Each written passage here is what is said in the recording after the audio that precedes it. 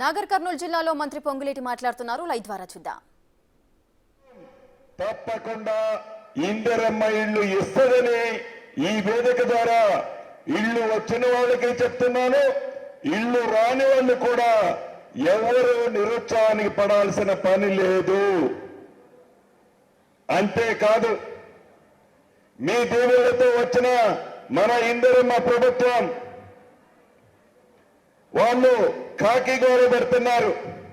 మీరు 6 గ్యారెంటీలు ఇచ్చారు, ఇంకా చేయలేదు అని కాకి గోల పెడుతున్నారు. అయ్యా, మీరు 10 సంవత్సరాల్లో చేయలేని అనేక అద్భుతమైన కార్యక్రమాలు 10 నెలల్లో మీది ప్రజల దీవెనలతో వచ్చిన ఈ ఇందిరమ్మ ప్రభుత్వం చేసింది. ఆడబిడ్డలకి 200 యూనిట్లు ఉచిత విద్యుత్ మీ ఇందిరమ్మ ప్రభుత్వంలో మీరు తెచ్చుకున్నారు. 500 రూపాయలకే గ్యాస్ మొత్తం మీ ప్రభుత్వంలోనే వచ్చింది, ఇందిరమ్మ ప్రభుత్వంలోనే. ఆడబిడ్డల ఆర్టీసీ బస్సులో ప్రయాణం చేస్తే ఎంత దూరం ప్రయాణం చేసినా 1 రూపాయి కూడా ఛార్జీ మన ప్రభుత్వం ఆడబిడ్డల్ని అడగదు. ఉగాది నుంచి సన్న బియ్యం దేశంలో ఏ రాష్ట్ర ప్రభుత్వమో ఇవ్వటం లేదు. ఇందిరమ్మ ప్రభుత్వం ఉన్న ఈ తెలంగాణ రాష్ట్రంలో గౌరవ ముఖ్యమంత్రి రేవంత్ రెడ్డి గారి నాయకత్వంలోని మన ప్రభుత్వం సన్న బియ్యం పేదోళ్ళకి ఇస్తున్న ప్రభుత్వం. దేశంలో ఏకైక ప్రభుత్వం మన తెలంగాణ ప్రభుత్వం, ఇందిరమ్మ ప్రభుత్వం. ఇందిరమ్మ ఇల్లు ఇస్తున్నాం. మొన్న 9 రోజుల్లో 9,000 కోట్లు మా ఆడబిడ్డలకి రైతన్నులకి వేశాం. అంతేకాదు ఇంకా రేపు 14వ తారీఖు లోపు అర్హులైన పేదవాళ్ళందరికీ రేషన్ కార్డులు కూడా పూర్తిగా మన ప్రభుత్వం ఇస్తుంది. ఒక్కసారి మీరు ఆలోచించండి. రేషన్ కార్డుల విషయానికి వస్తే 10 సంవత్సరాల్లో ఎప్పుడు రేషన్ కార్డులు ఇచ్చారు. ఎక్కడ ఇచ్చారంటే బై ఎలక్షన్లు ఎక్కడైతే వస్తున్నాయో, ఎవరైనా ఎమ్మెల్యే చనిపోతే ఆ చనిపోయిన ఎమ్మెల్యే ఆ నియోజకవర్గంలో ఎన్నికలు వస్తే అక్కడ రేషన్ కార్డులు ఇచ్చారు. కానీ ఎక్కడ బై ఎలక్షన్ రాని ప్రాంతంలో రేషన్ కార్డులే 10 సంవత్సరాలలో ఇవ్వలేదు. అటువంటిది రేషన్ కార్డులు ఇచ్చి సన్న బియ్యం ఇచ్చే ప్రభుత్వం మీ దీవెనలతో వచ్చిన ఇందిరమ్మ ప్రభుత్వం. ఇటువంటి మంచి కార్యక్రమాలన్నీ చేస్తుంది మీ ఇందిరమ్మ ప్రభుత్వం అన్నది మర్చిపోవద్దని నా ఆడబిడ్డల్ని ఈ వేదిక ద్వారా కోరుతున్నాను. ఇంకొక విషయం మీకు తెలియాల్సింది కూడా ఉంది. ఇది కృష్ణా పరివాహక ప్రాంతం.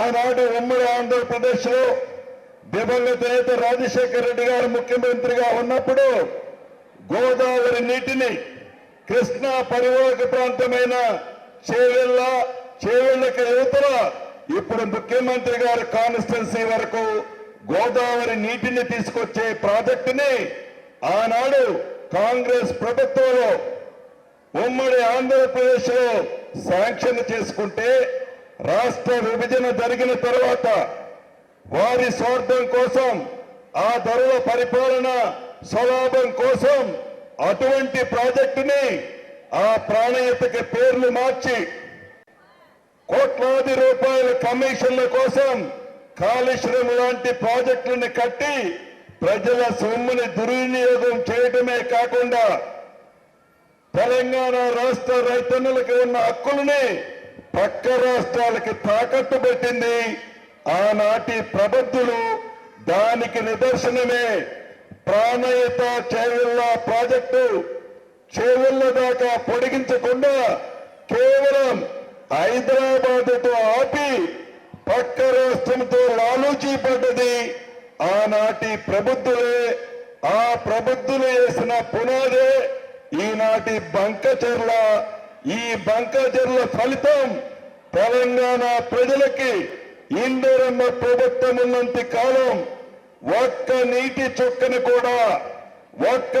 చుక్కని తెలంగాణ రాష్ట్ర హక్కుల్ని వదులుకోటుకోడని కూడా ఈ వేదిక ద్వారా గత ప్రభుత్వంలో ఉన్న పెద్దలకు తెలియజేస్తున్నాము. ఈ ప్రభుత్వానికి చిత్తశుద్ధి ఉంది, ఈ ప్రభుత్వానికి నిజాయితీ ఉంది. ఈ ప్రభుత్వం పేదోడి పక్షపాతి ప్రభుత్వం.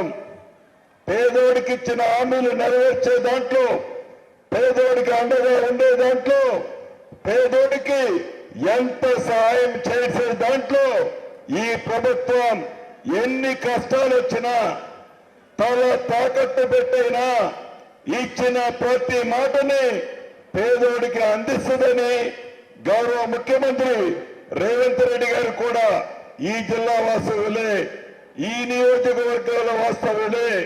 కాబట్టి మీ దీవెనలు అసెంబ్లీలో ఎలా ఉన్నాయో రాబోయే ఏ ఎన్నికలు వచ్చినా మీ దీవెనలు ఉండాలని మనస్ఫూర్తిగా మీ అందరినీ కోరుకుంటూ మీ అందరి దగ్గర సెలవు తీసుకుంటున్నానన్న. Thank you very much. ఇప్పుడు కొంతమంది బెనిఫిషరీస్ గౌరవ మంత్రివర్యుల చేతుల మీదుగా